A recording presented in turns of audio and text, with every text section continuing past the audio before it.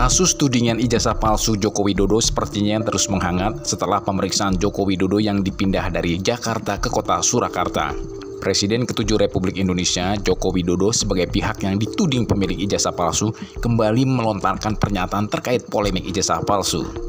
Ditemui di kediamannya di Sumber Banjarsari, Surakarta, Jokowi mengatakan ada agenda besar di balik polemik ijazah palsu. Kan saya sudah sampaikan,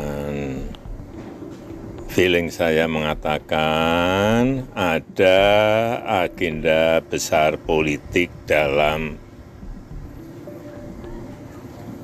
tuduhan ijazah palsu maupun pemakzulan.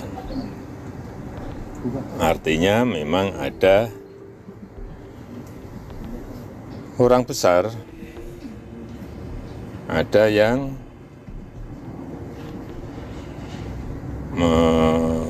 backup, ya. Jokowi bukan kali pertama menyatakan bahwa ada orang besar di balik tudingan ijazah palsu yang dialamatkan padanya. Pada pertengahan Juli lalu, ia menyatakan bahwa menurut perasaan politiknya, ada agenda besar di balik isu ijazah palsu dan pemakzulan wakil presiden. Serius yang dibicarakan. Guyonan-guyonan aja mengenai PSI, Partai Gajah, guyonan-guyonan itu terus. Beliau bercerita mengenai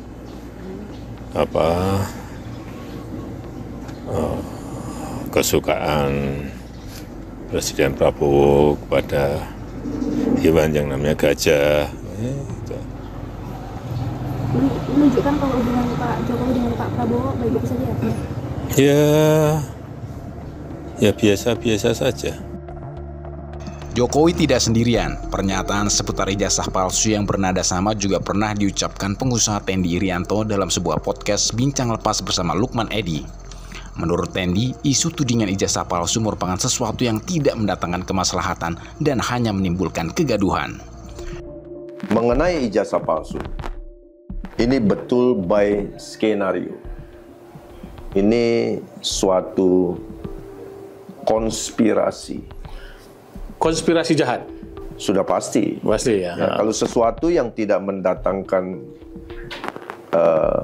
kemaslahatan buat masyarakat dan membawa keadaan menjadi lebih baik dan selalu membuat gaduh, menurut saya ini adalah hal-hal yang tidak baik untuk diteruskan.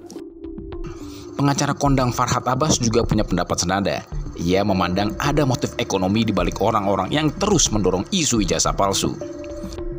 Nah, ini saya curigai, ini ada faktor ekonomi sebenarnya.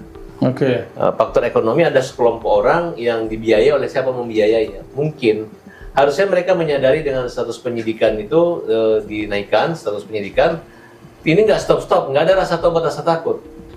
Nah justru mereka karena mungkin udah terlanjur dibayar, kemudian bingung kalau nggak ngelanjutin gitu.